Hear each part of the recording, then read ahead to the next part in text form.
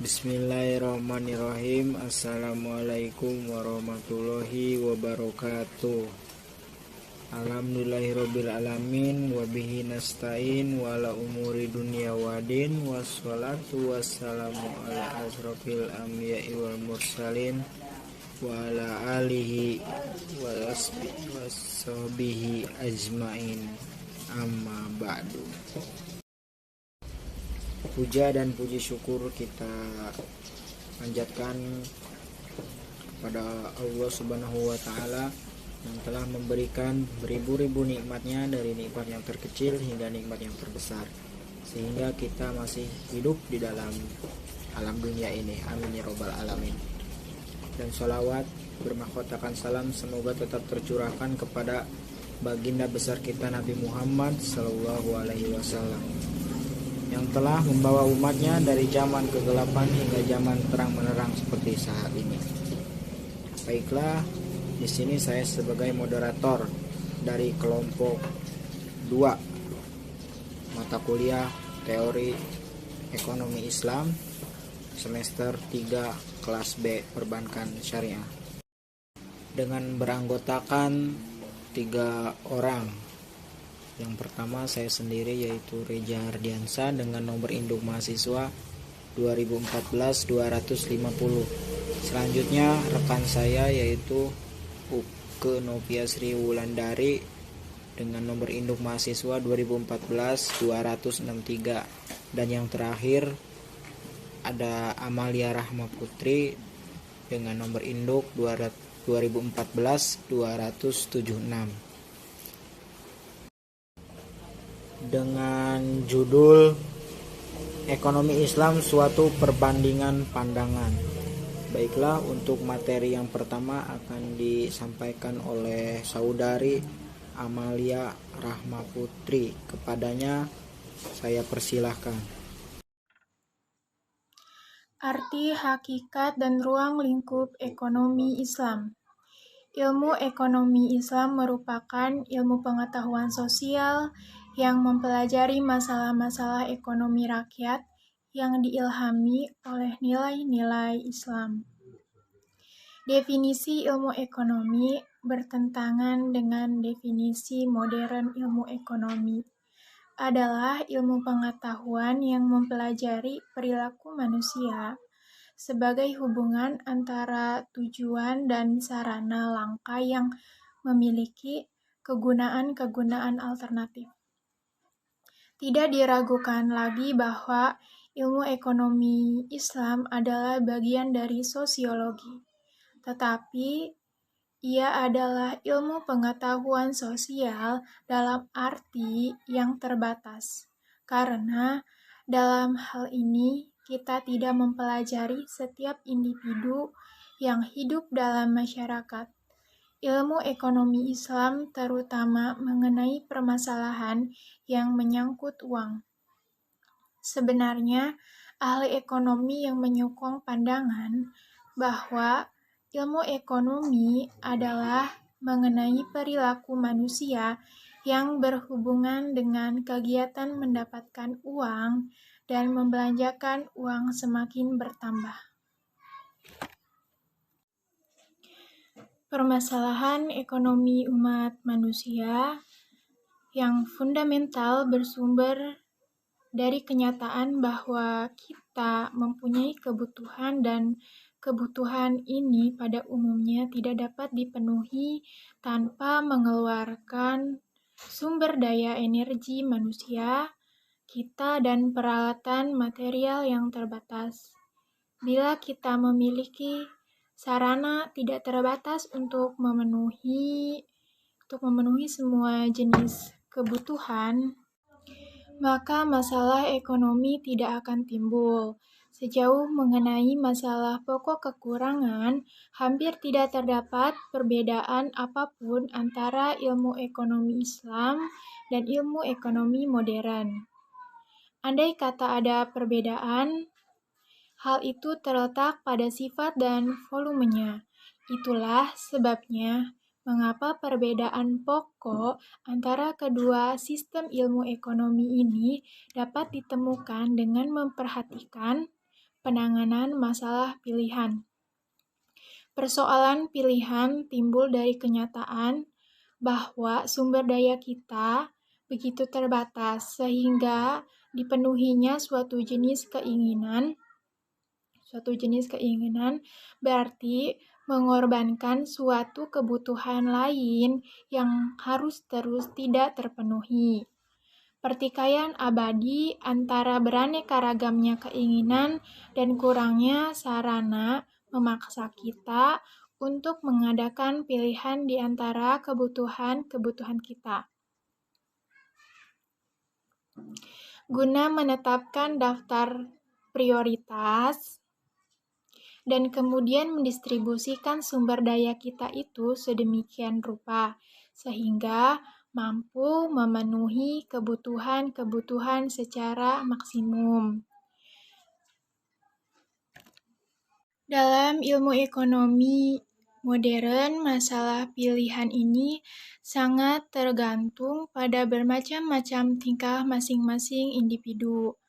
Mereka mungkin juga tidak memperhitungkan persyaratan-persyaratan masyarakat. Namun, dalam ilmu ekonomi Islam, kita tidaklah berada dalam kedudukan untuk mendistribusikan sumber-sumber daya semau kita. Dalam hal ini, ada suatu pembatasan moral yang serius berdasarkan ketetapan Kitab Suci Al-Quran dan Sunnah atas tenaga individu. Dalam ilmu ekonomi Islam, kita tidak hanya mempelajari individu sosial, melainkan juga manusia dengan bakat religius manusia. Hal ini disebabkan karena banyaknya kebutuhan dan kurangnya sarana, maka timbullah masalah ekonomi. Masalah ini pada dasarnya sama baiknya dalam ekonomi modern maupun ekonomi Islam. Namun, perbedaan timbul berkenaan dengan pilihan. Ilmu ekonomi Islam dikendalikan oleh nilai-nilai dasar Islam dan ilmu ekonomi modern sangat dikuasai oleh kepentingan individu itu sendiri. Yang membuat ilmu ekonomi Islam benar-benar berbeda ialah sistem pertukaran dan transfer satu arah yang terpadu mempengaruhi alokasi kekurangan sumber-sumber daya. Dengan demikian, menjadikan proses pertukaran langsung relevan dengan kesejahteraan menyeluruh manusia yang berbeda hanya dari kesejahteraan ekonomi. Profesor Robbins menyatakan, pokok persoalan ilmu ekonomi pada hakikatnya adalah suatu hubungan antara tujuan-tujuan yang dibayangkan sebagai kecenderungan untuk dijalankan pada satu pihak. Tujuan saja tidak merupakan bagian pokok persoalan. Lingkungan teknik dan tujuan sosial pun tidak dengan demikian. Hubungan antara hal-hal inilah yang lebih penting dari ahli ekonomi dan bukannya hal itu sendiri. Hicks, Lang, Kaldor, dan lain-lain telah mencoba memulihkan setidak-tidaknya sebagian ilmu ekonomi kesejahteraan atas dasar ilmiah yang seksama. Menurut para penulis ini, kesejahteraan dapat dimaksimalkan kalau sumber-sumber daya ekonomi kita dialokasikan secara optimal. Karena itu, tugas ilmu ekonomi kesejahteraan hanya menganalisis kondisi-kondisi alokasi optimum semacam itu. Perbedaan ini menimbulkan kontroversi apakah ilmu ekonomi Islam mementingkan tujuan ataukah harus bersikap netral di antara berbagai tujuan. Karena ilmu ekonomi modern acuh tak acuh dengan tujuan, maka ia hanya membahas masalah-masalah ekonomi seperti apa adanya, tidak seperti yang seharusnya. Dengan perkataan lain, ilmu ekonomi modern tidak mempersoalkan pertimbangan-pertimbangan nilai. Demikianlah Profesor Robbins menyatakan, pokok persoalan ilmu ekonomi pada hakikatnya adalah suatu hubungan antara tujuan-tujuan yang dibayangkan sebagai kecenderungan untuk dijalankan pada satu pihak dan lingkungan teknis serta sosial di lain pihak. Tujuan saja tidak merupakan bagian pokok persoalan. Lingkungan teknik dan sosial pun tidak demikian. Hubungan antara hal-hal inilah yang lebih penting bagi ahli ekonomi dan bukannya hal itu sendiri. Akan tetapi, akhir-akhir ini beberapa orang penulis seperti Hicks, Lang, Kaldor, dan lain-lainnya telah mencoba memulihkan setidak-tidaknya sebagian ilmu ekonomi kesejahteraan atas dasar ilmiah yang seksama. Menurut para penulis ini, kesejahteraan ekonomi dapat dimaksimalkan kalau sumber-sumber daya ekonomi kita dialokasikan secara optimal. Oleh karena itu, tugas ilmu ekonomi kesejahteraan hanya menganalisis kondisi-kondisi alokasi optimum semacam itu. Perlu diketahui bahwa tiada pengertian etik yang dikaitkan oleh para penulis ini bagi istilah kesejahteraan. Suka atau tidak suka, ilmu ekonomi Islam tidak dapat berdiri netral di antara tujuan yang berbeda-beda. Demikianlah, kegiatan membuat dan menjual minuman alkohol dapat merupakan aktivitas ekonomi yang baik dalam sistem ekonomi modern. Namun hal ini tidak akan mungkin terjadi di negara Islam, karena dalam banyak hal usaha ini tidak akan memajukan kesejahteraan manusia, suatu kesejahteraan yang tidak dapat diukur dengan uang. Dalam ilmu ekonomi modern, kesejahteraan individu dianggap sebagai fungsi yang kian meningkat dari komoditi dan jasa yang menurut skala nilainya, dan sebagian fungsi yang kian berkurang dari usaha pengorbanan yang harus dilakukan untuk mencapainya. Tetapi dalam ilmu ekonomi Islam, individu harus memperhitungkan perintah kitab suci Al-Quran dan Sunnah dalam melaksanakan aktivitasnya. Dalam Islam, kesejahteraan sosial dapat dimaksimalkan jika sumber daya ekonomi juga dialokasikan sedemikian rupa, sehingga dengan pengaturan kembali keadaannya, tidak seorang pun lebih baik dengan menjadikan orang lain lebih buruk di dalam kerangka Al-Quran dan Sunnah. Telah ditetapkan aturan-aturan tertentu yang mengatur dan menentukan bentuk dan intensitas kegiatan manusia dalam memperoleh kekayaan.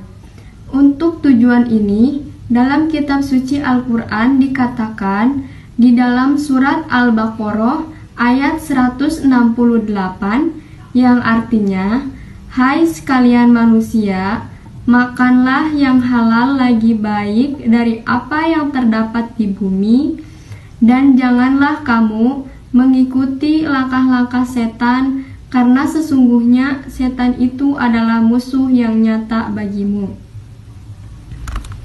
Dalam ilmu ekonomi modern, kesejahteraan individu dianggap sebagai fungsi yang kian meningkat dari komoditi dan jasa yang menurut skala nilainya ingin dimilikinya, dan sebagai fungsi yang kian berkurang dari usaha pengorbanan yang harus dilakukan untuk untuk mencapainya. Tetapi dalam ilmu ekonomi Islam, individu harus memperhitungkan perintah kitab suci Al-Quran dan Sunnah dalam melaksanakan aktivitasnya. Dalam Islam, kesejahteraan sosial dapat dimaksimalkan jika sumber daya ekonomi juga dialokasikan sedemikian rupa, sehingga dengan pengaturan kembali keadaannya, tidak seorang pun lebih baik dengan menjadikan orang lain lebih buruk di dalam kerangka Al-Quran dan Sunnah. Segala sesuatu yang tidak secara nyata terlarang dalam Al-Quran atau Sunnah, tetapi taat asas dengan semangat yang sama boleh dinyatakan Islami. Dan dalam sistem ekonomi Islam, melakukan kegiatan-kegiatan demikian tidak dianggap salah. Walaupun ilmu ekonomi Islam seperti halnya ilmu ekonomi modern tidak hanya mengenai aspek perilaku manusia yang berhubungan dengan cara mendapatkan uang dan membelanjakannya. Namun, sebagian besar ia merupakan aktivitas ekonomi kita. Benar-benar menakjubkan bukan? Bahkan 1400 tahun yang lalu, Islam telah mengusahakan keseimbangan yang langgeng antara pendapatan dan pembelanjaan guna mencapai sasaran keuangan sosial yang maksimum. Semua sarana dalam hal mendapatkan kekayaan secara tidak sah itu sangat-sangat dilarang, karena hal ini pada akhirnya dapat membinasakan suatu bangsa. Ini dijelaskan dalam Quran Surat An-Nisa ayat 29. Oleh karena itu, telah ditetapkan aturan-aturan tertentu yang mengatur dan menentukan bentuk dan intensitas kegiatan-kegiatan manusia dalam memperoleh kekayaan. Hal ini begitu dibatasi sehingga serasi dengan kedamaian dan kesejahteraan masyarakat secara keseluruhan. Pada tahap manapun, tidak ada kegiatan ekonomi yang bebas dari beban pertimbangan moral. Untuk tujuan ini dijelaskan dalam kitab suci Al-Quran di dalam Quran Surat Al-Baqarah ayat 168 yang artinya, "Hai sekalian manusia, makanlah yang halal baik dari apa yang terdapat di bumi, dan janganlah kamu mengikuti langkah-langkah setan, karena setan sesungguhnya setan itu adalah musuh yang nyata bagimu." Jadi, suatu negara Islam hanya dapat mendorong kegiatan-kegiatan yang sah, yang sepenuhnya sejalan dengan kebajikan sosial. Karena itulah Islam sangat tidak menyetujui monopoli sumber daya oleh segelintir manusia kapitalis. Ini juga dijelaskan di dalam Quran Surat Al-Hasyr ayat 7. Dan tekanannya selalu terletak pada pemanfaatan sosial yang berguna saja. Dalam kitab suci Al-Quran dikatakan di dalam Quran Surat Al-Fatir, juga dijelaskan di dalam Quran Surat Al-Hasyr ayat 7. Dan tekanannya selalu terletak pada pemanfaatan sosial yang berguna saja.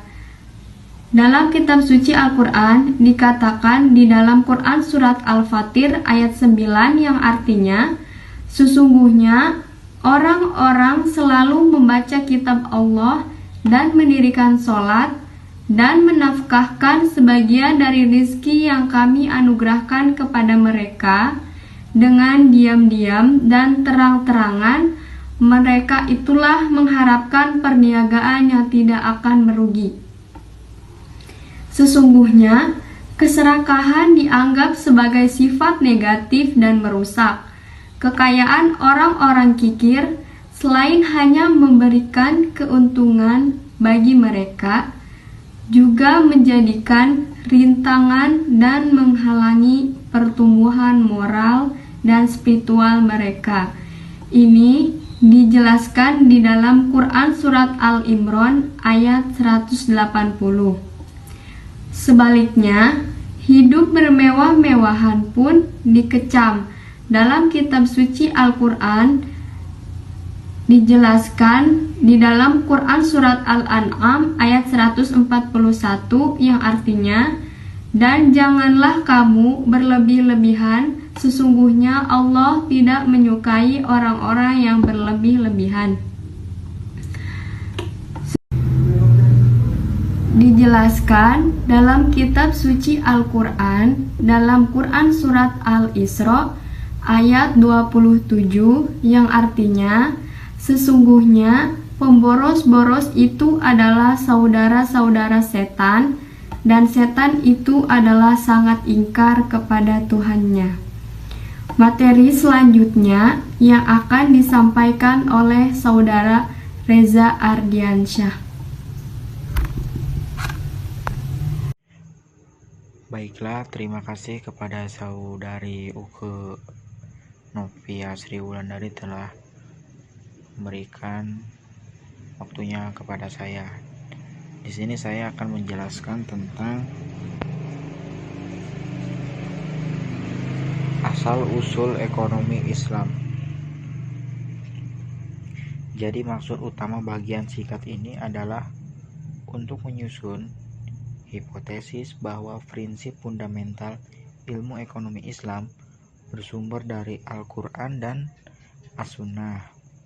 Tafsiran dan penafsiran yang mengatur berbagai pokok persoalan seperti nilai, pembagian kerja, sistem harga, dan konsep kekuatan permintaan dan penawaran, konsumsi dan produksi, pertambahan penduduk, pengeluaran, dan perpajakan pemerintah oleh sejumlah cendekiawan dan ahli ekonomi Islam telah diberi dasar operasional ilmu ekonomi Islam dan kesinambungan ide-ide ekonomi yang sejak mula-mulanya Islam itu lahir.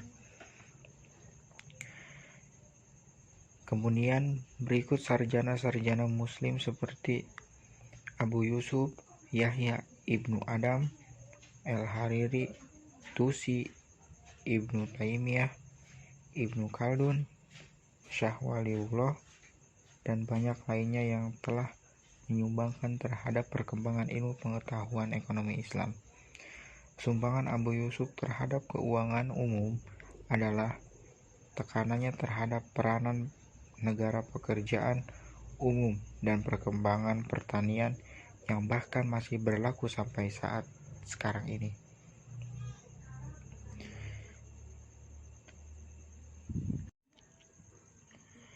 Gagasan Ibnu Taimiyah tentang harga ekuivalen pengertiannya terhadap ketidaksempurnaan pasar dan pengendalian harga. Tekanannya pada peranan negara untuk menjamin dipenuhinya kebutuhan-kebutuhan pokok rakyat dan gagasannya mengenai hak milik memberikan sejumlah petunjuk penting tentang teori kebijakan ekonomi Islam. Pada zaman kita sendiri, definisi Tusi mengenali ilmu ekonomi menggarisbawahi pentingnya nilai pertukaran, pembagian kerja, dan kesejahteraan rakyat. Demikianlah Tusi dalam karyanya berbahasa Persia yang berjudul Akhlaq-i Nasiri yang termasyhur menulis, bila setiap orang harus tetap tekun untuk menghasilkan makanan, pakaian, rumah, dan alat-alatnya sendiri, tentu dia tidak akan tahan hidup karena dia tidak akan punya makanan dalam jangka waktu lama yang diperlukan untuk menyediakan barang-barang tersebut. Tetapi karena orang bekerja sama satu dengan lainnya dan setiap orang melakukan profesinya yang khusus dengan menghasilkan konsumsi yang lebih dari cukup untuk dirinya sendiri dan karena hukum keadilan mengawasi hal-hal mengenai pertukaran produksi, kelebihan seseorang dengan hasil orang lainnya, maka sarana ekonomi dan barang-barang menjadi tersedia bagi semua orang. Dengan demikian, Tuhan dalam kebijaksanaannya membedakan aktivitas dan cita rasa orang sedemikian rupa sehingga mereka mungkin melakukan pekerjaan yang berbeda atau untuk saling membantu. Nah, pembagian kerja inilah yang menimbulkan adanya struktur internasional dan sistem ekonomi umat manusia, karena dengan adanya manusia tidak akan terdapat suatu bentuk tanpa adanya kerjasama timbal balik. Hal itu tidak akan terjadi tanpa kontak sosial. Kodrat manusia adalah tergantung pada masyarakat dan tidak bisa hidup sendiri. Jadi manusia itu sangat bergantung kepada orang lain. Sedangkan Ibnu Khaldun, cendekiawan Arab termasyhur dari Tunisia yang di seluruh dunia telah diakui sebagai bapak ilmu pengetahuan sosial, telah memberikan definisi bagi ilmu ekonomi yang lebih luas ruang lingkupnya daripada definisi dari Tusi tadi.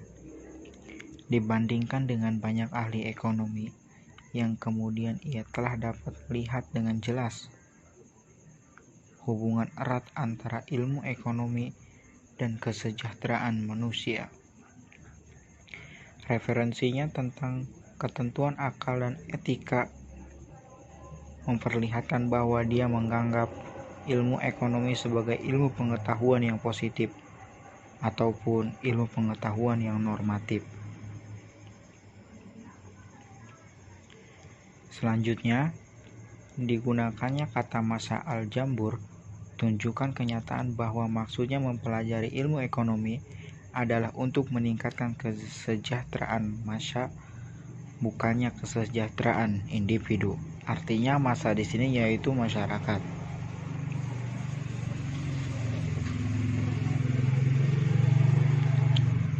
Hal ini karena hukum ekonomi dan sosial berlaku pada masyarakat dan tidak dapat dipengaruhi oleh individu yang terkucil.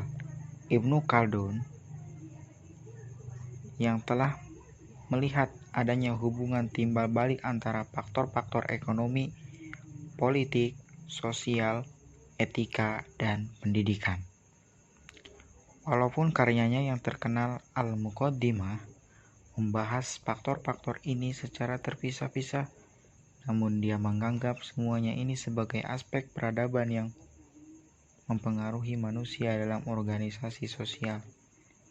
Mereka yang saling berkaitan. Dia memperkenalkan sejumlah gagasan ekonomi yang mendasar seperti pentingnya pembagian kerja, pengakuan terhadap sumbangan kerja dalam teori nilai, teori mengenai pertumbuhan penduduk, pembentukan modal, lintas perdagangan, sistem harga, dan lain sebagainya.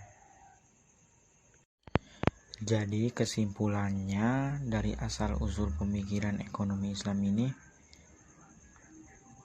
munculnya dasar pemikiran ekonomi Islam ini pertamanya berasal dari Allah Subhanahu wa Ta'ala melalui kitab sucinya yaitu Al-Qur'anul Karim dan hadis Nabi.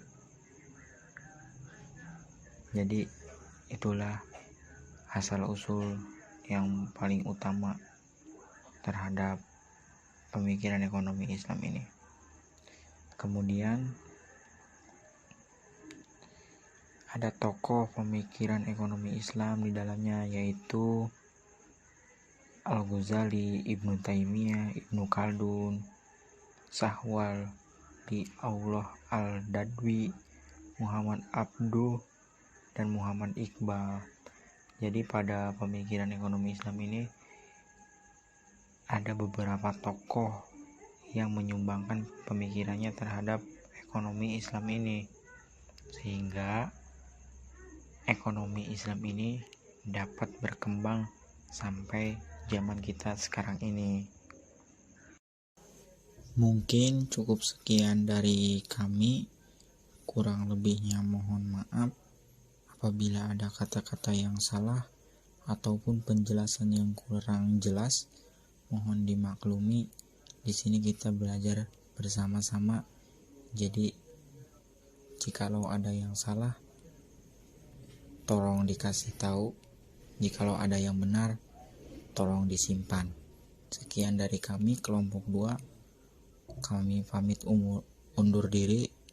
Wassalamualaikum warahmatullahi wabarakatuh.